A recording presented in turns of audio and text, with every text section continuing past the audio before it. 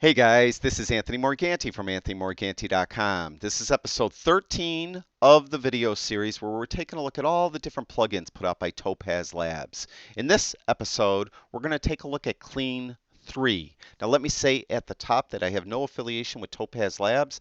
They're not paying me to do these videos. All right, we're going to do two different images in Clean 3. The first one is the image of this band, and we're going to show you how to soften skin with Clean 3.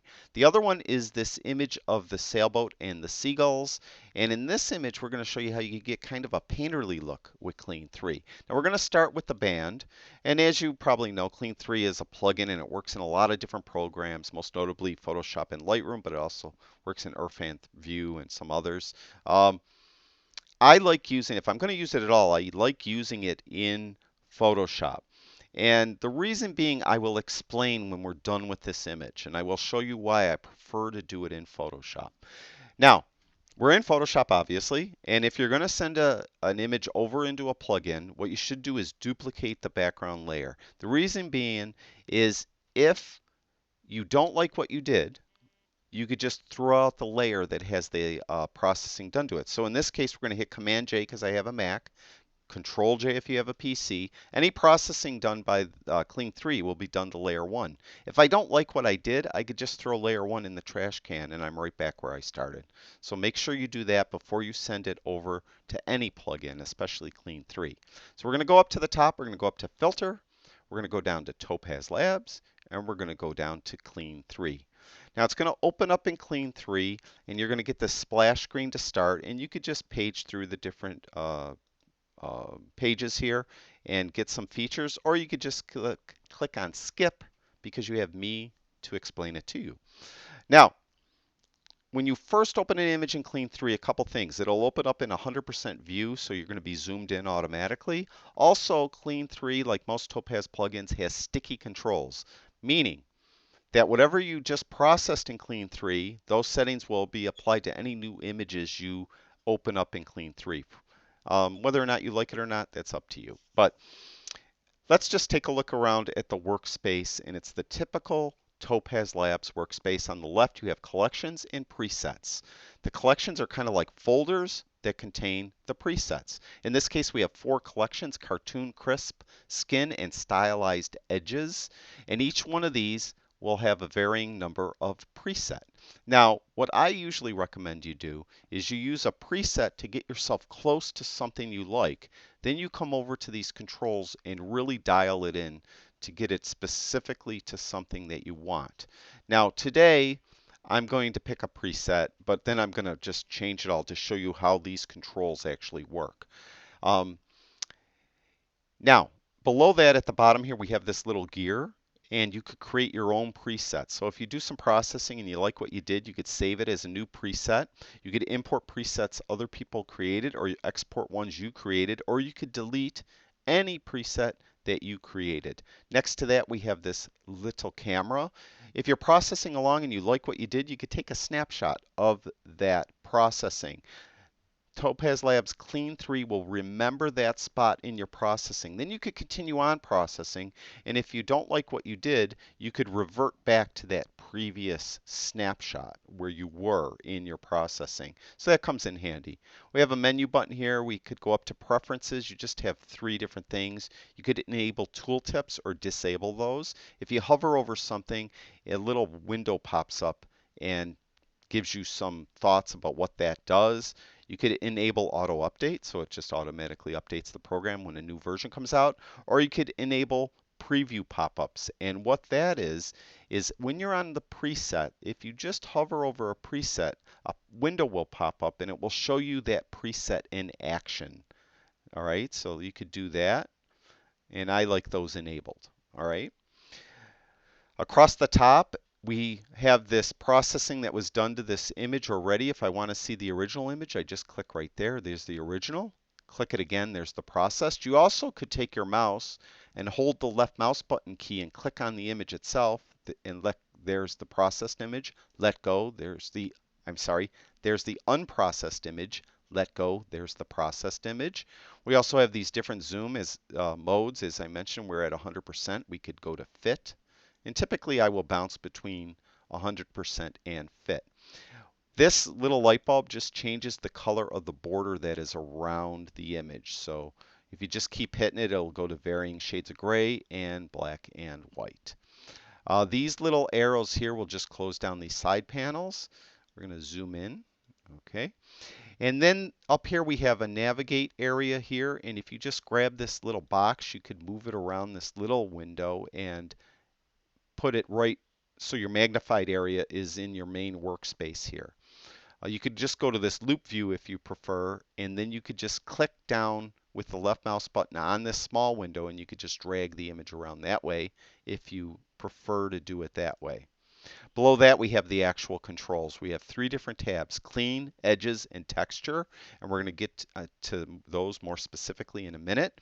You could go to undo any step you did or redo a step you undid with these arrows. You could just go here and get a randomly generated parameters, so just kind of a random generator if you want to try it. You could reset the image, so you go back to your original image. You could cancel, you close down Topaz Clean without saving anything, or click OK, and it will actually save whatever you processed to the file. All right, now as I mentioned, I prefer to use a preset. I encourage you to do that too to get close to something you like. Now in this case, since we're doing skin, we're going to go to the skin collections, and I like to see them all at once. I could hover over each one and see a preview in this window, but I prefer to click right here. And then this pops up and I could compare them to each other. Now unfortunately, you see how we're zoomed in? What I wish the app did is if I was in fit mode, if I clicked on that, I'd be in fit mode here too, but it doesn't. It's always zoomed in. So you have to do what you have to do. So just for the sake of time, let's click one, skin smoothing strong. All right, so we'll click on that, and it will take a second after you click on it because it's rendering it. All right, now we're going to go back to 100%, and we're going to go to this navigate view, and we'll put it over my son's face. All right. All right, now we look at it, and that's the strong process view. All right, we could see the original and the processed. All right, so it did okay. If you're happy with that, just click OK and you're out of here. But we're here to show you what these controls do. So I'm really going to mess this up. The preset's not going to mean anything when I'm done because I want to show you what these controls do. Now each of these tabs have 3 different controls, and in all of them are named differently, but in all of them, the first one is kind of like a master volume control. Meaning, if I'm in this clean tab and I take this strength slider all the way down, no matter what the other 2 are on, nothing will happen to the image. All right? Processed original, processed original. You can see nothing happens. That's because strength is kind of like the master volume control. Similarly, accent is kind of like the master volume control for edges, and texture is the master volume control for the texture tab. All right, so just so you know. So when starting from scratch, what I like to do is I like to put all this sliders toward the middle. Now, I'm not getting out a ruler, protractor, or compass or anything like that and making sure they're precisely in the middle. I'm just eyeballing it towards the middle. And I look at the processing. All right, is that too heavy or not heavy enough for what I'm looking for?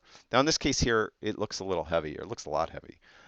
I am purposely going to over-process the image today. The reason being for 2 things. It seems like when I process these in clean and I look at them in this view, now it looks real strong, doesn't it? If I bring this back into Photoshop, it doesn't ever seem to be quite as strong. And I want to show you that. So that's one thing. The other thing is there's a way to preserve detail in Clean 3, and that's by using edges and texture a little bit. And I found it's a lot easier to use Photoshop. And I want to show you that in Photoshop too while we're doing it. So I'm going to overprocess it a little bit so it's more obvious in Photoshop when we get to it, all right? So okay, this is overprocessed. So the first thing I will do is, okay, I'm going to leave these 2 where they are, and I'm going to take strength and I'm going to move it down. Now you could just try moving it down, but I like to try to do it in some resemblance of order. So I like to go halfway. So from 0 to 4, I'm just going to move it around 2. Again, I'm not going to get out a ruler and measure. I'm just going to try it that way. I do that. Do I like it? If I like it, I'll leave it. If I don't like it, if it needs more, I'll move it halfway again. And I'll just keep doing that halfway thing, keep splitting the difference more or less until I get it somewhere where I like. And then I kind of hone in to where I want it. All right, so again, I'm going to kind of overly process this on purpose. So I'm going to leave strength there. Threshold now, I don't know which way to move it. So I'm just going to pick a direction and move it halfway and look at what it did. All right, I didn't like that, so I'm going to go back to where it was, and then I'm going to move it halfway the other way. Okay, I don't like that, so I'm going to leave that in the middle too. All right, just for the sake of argument and for time, because this video is going to get too long if I really fuss over these sliders too much. What I found is that radius doesn't seem to do a lot. So if you move it halfway up, I suspect you won't see a lot. If I move it halfway again, you're not going to see a ton. I mean, a little bit maybe. Okay, if I move it from halfway going the other way, you don't see a lot, right? So let's, for the sake of argument and time, leave it right there. So let's say I'm happy with this, or I think I'm happy with that. What I'll typically do is go back out to this area, then I'll look at the original and the processed. Wow, it looks overly processed, doesn't it? Okay, we're going to leave it there. Bear with me on that, all right, about this overly processed stuff. The next is edges. You know, when you're processing for skin, usually, especially in Photoshop, what you'd like to do is you want to soften the skin, but you want to try to keep the eyes sharp, the hair sharp, the eyebrow sharp, and the lip sharp. You don't want to soften any of that. This is where edges comes in. Now, it has been my opinion that this is a lot harder to do it in Clean. It's a lot easier to do this in Photoshop, and that's why I prefer to use Clean from Photoshop. And I'm going to show you why again in a minute. But again, I would do the same procedure if I was playing around with this in Clean. I would move all these sliders towards the middle. I mean, you could just sit here blindly and move them around, and hopefully you stumble upon something that looks decent. But in my opinion, I think it's much better to do it in some type of system. And again, my system is move them in the middle, then start at the top and try moving it halfway one way, another bit halfway, and just keep doing that halfway stuff, and then keep splitting the difference till you hone in exactly where you like it. All right? So that's the way I like to do it. So something, you know, could move them around. And you could see how just that little bit, I did bring back some detail in Joe's face here. So we'll go out, and when I go back to fit, it's going to look really still pretty blurry and over-processed, all right? Obviously. Look at their, especially John's hair here, how blurry that is. That we don't want. But I'm going to leave it there because I want to show you what we'll do in Photoshop. Texture. Those of you that process skin in Photoshop know a lot of times we'll blur the skin to reduce blemishes and to get the skin looking nice and smooth. But we blur it so much sometimes we lose the pores and it doesn't look real anymore. So then we add a texture to the skin on top of that, and we're adding like kind of fake pores to the skin. And that, when you're dealing now with a portrait retouch, that is what this texture tab does. Now later on when we do that image of the sailboat and the seagulls, the texture tab is going to give it more of a painterly look. All right, so again, I would move these towards the middle, and this is the way I suggest you do it too. Just do something that's kind of a plan, like you have a plan involved here. So you get an idea of what you like. All right, now we're way overly processed still, all right? All right, so we're just going to move these again halfway, halfway, and keep doing stuff like that until you get it like you want it. Now I should, gotta wait for it to render. I should go zoomed in again. Let's put over my son's face again so we have a point of reference and you can see what it does. You can see how bad that is. Now the texture, the volume control is way too high, so let's turn that down. Okay, turn boost down also. All right, let's leave it right there. Okay, and like I said, again, I want to reiterate this, is I'm doing this over processing it on purpose. I want you to take a mental note of how overly processed it is right now. Okay? I'm going to click OK. It's going to save the image. It's going to process the image, render it, save it. When we return to Photoshop, you're going to see it's not going to look this processed. It's not going to look as processed. And I want you to be aware of that because you might be disappointed. You might think you have it perfect and clean. And when you get back to Photoshop or Lightroom or whatever app you're using, it's not going to look as strong as you did. It's going to look a lot weaker. So I just want you to be aware. Now it does really tax the CPU of your computer, and you can see how it's taking a while. And you probably can't hear, but the fan on my computer just kicked on really robustly. All right, now you can see it's processed strongly, but it's not as strong as it looked before. I could hit this little eyeball, and there's before and there's after. So it's not nowhere near as strong. Now, I mentioned before we want to soften the skin, but we don't want to soften hair, eyebrows, eyes, eyelashes, lips, and even clothes usually we don't want to soften. So that's why I prefer to do this in Photoshop. This is a lot easier to dial this in exactly in Photoshop. Now what I want to do is I want to put a layer mask on this layer. Now if I just click the layer mask, it's going to be a white mask. Okay. Now I could invert that and make it black and do different things to make it black. But I want a black mask there. And the way I do it, I'm going to back out of there, is I hold the Alt or Option key, and since I have a Mac, it's the Option key. If you have a PC, it's the Alt key, and you click on the layer mask, and you'll get a black mask. Now, I want you to look at the image when I do that, those of you not familiar with Photoshop. You could see that black hid that entire layer.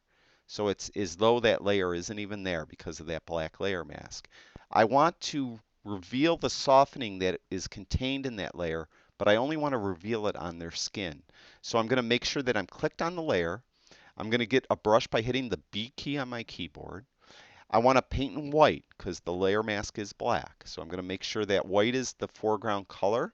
If you don't have your default colors here, hit D on your keyboard to get your default colors. If black is the foreground color, hit X on your keyboard. It will switch it, and you could toggle that by always hitting the X key. What we're going to do is we're going to get a brush that is kind of soft. Not super soft, but kind of soft. And then what we're going to do is we're going to make sure we're on that mask because we're going to paint on the mask. Don't paint on the layer itself. And we're going to paint on, we'll start on Joe's skin first, okay? And as you can see, as I'm painting, I'm avoiding his eyebrows, his eyelashes, his eyes themselves, his lips. And for the sake of time, I'm going to skip everyone's neck, all right? So we're just going to paint on their faces. And in John's case here, I'm not going to paint over his mustache or his beard, just on his skin. And again, I'm skipping everyone's neck just for sake of time. And we're going to do Dan's face real quick.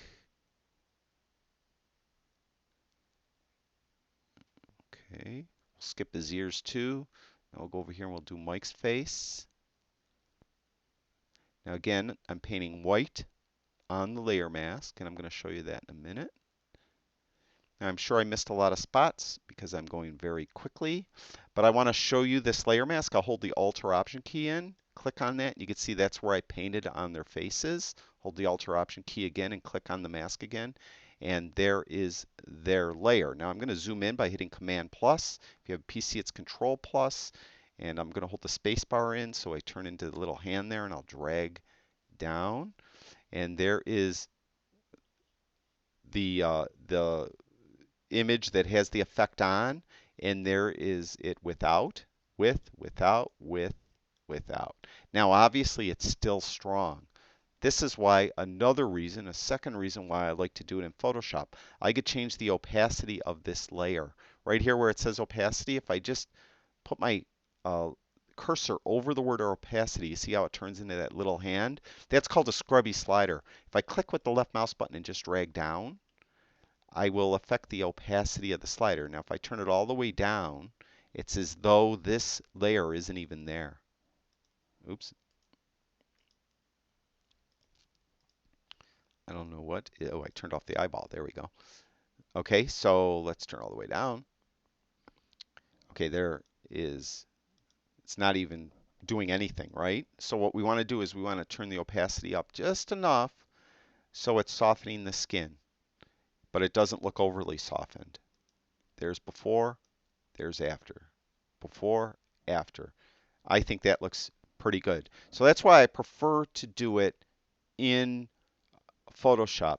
Partly because when you're in clean, it looks like you did it way more robustly than you actually did. So sometimes you want to overdo it in clean, and then when you come back, you actually did overdo it. So you could just dial down the opacity. You could use a layer mask so you're only doing their skin, not their hair or their clothes or their eyeballs or anything like that. So that's why I prefer Photoshop for using Clean 3. All right, now I want to show you how you could get kind of a painterly look real quick with this image. Now again, we're going to duplicate the background by hitting Command J. Then we're going to go up to Filter, Topaz Labs, down to Clean 3. Now again, if you had a PC, you'd hit Control J. All right, we're going to get rid of that splash screen. And we're going to jump right into a preset. Now let's go to, let's see, Stylized Collection. And we're going to click here. And we're going to see, now again, not much here. Let's get one that's strong again. How about Tribal Edges Bold? So we'll click on that. And it just will take a second to render. So. And there it is. That looks absolutely horrible. So let's go up to Cartoon Collection. I'm sorry about that. And let's just get a different one. Now these will overwrite each other. You're not putting one on top of the other. Okay, let's go to Cartooned right there. All right. It's a good thing I go to Cartooned. All right. Now that looks a little less obnoxious. Now I want to show you, if you could see these stars here, and you can see how this star is colored in. If I click on it, it's not colored in, and click on it, it's colored in. That means I made it my favorite when I clicked on it and made it colored in. And I could go down here to favorites, and there it is. So you could, if you have favorite presets, click the little star, and it will go into that collection and be a favorite, in that collection. All right. I don't know why it's doing this. It's not showing me any others. There we go. Okay, so there's the cartoon collection. Also, if you created any snapshots, they'll show up here. You click there and any snapshots would be here. Now in this case, I didn't create any snapshots. Also, the snapshots are only specific to your session. So if you create a few snapshots and you close down the Clean 3 and then come in it later, your snapshots will be gone. All right. So what I like to do now, I think, is we'll just go to fit mode. You can see it's got this kind of painterly look once it processes. Yeah, it's kind of got this painterly look. Now, with edges, how that would help maybe bring back some sharpening into their hair and eyebrows and stuff when you're doing a portrait. With this, when you're trying to do something painterly, you could try to like make your paint bright, if you kind of a paint stroke maybe look stronger or weaker, or try to make it everything a little more blurry, and that's what you would do with this one. And again, I would recommend that if you're really not sure where you're going with stuff, put everything in the middle and move it around. Now I'm going to skip that because I want to go to texture. I don't want this video to go on for 2 hours. So I want to show you more what texture does. So we're going to boost our volume control, which is that first slider that says, in this case, texture, and we're going to boost that up. And what we're going to do is we're going to turn the boost all the way up. And then when that renders, get an idea what that does. Now I'm going to turn size all the way up. And you might see there was these little like squigglies that came in there. And once I turn size up, you can see it's even more pronounced. These are kind of like strong brush strokes kind of that are in the image. You can see it's kind of even, almost like noise. And I kind of don't care for that generally. Let's turn everything all the way up. Give you an idea what it looks like. You can see this look now. All right, so if that's the look you're going for, then so be it. But I just wanted to show you again what I would do if you're really experimenting is to move these around to try to get a look you like. Okay. I think personally, I feel that there are some other plugins in the Topaz Labs suite that do a better painterly job than this, but this might be the kind of look you might want. So there's the original. There's our kind of painterly look, original painterly look. So we're going to click OK. And again, it'll process it. It takes a little while. My fan on my computer kicks on because it really does tax your CPU. And once it's back into Photoshop, and then you could do some blending with, affect the opacity with the original image, things like that. And you could experiment with it from there, with the background layer, I should say. So we'll just wait till that does whatever it's got to do. And taking a little while. And I'll take this moment to thank everyone that watches my videos. I really do appreciate it, especially when we're on to something like this where it's a little time consuming. If you made it this far, thank you very much. It's hard to demonstrate sometimes these products if I can't speak just so fast, I'd lose people.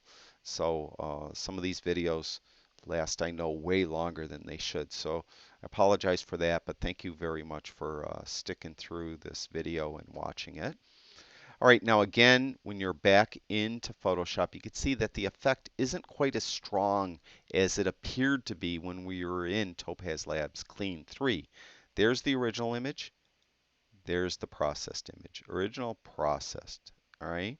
Now, again, if you wanted to apply it to a specific part of the image, you could put a mask here. If it comes back too strong, you could turn the opacity down. You don't have to use that scrubby slider that I like to use. You could just click this little down arrow and then you'll have the slider right there, if you so choose to do it that way. So I think that's it. We're going to wrap it up with that for Clean 3. Again, thank you very much for watching this video and all my videos. I really do appreciate it. I'll have links below to the software if you want to go check it out at Topaz Labs website. All right, I'll talk to you guys soon.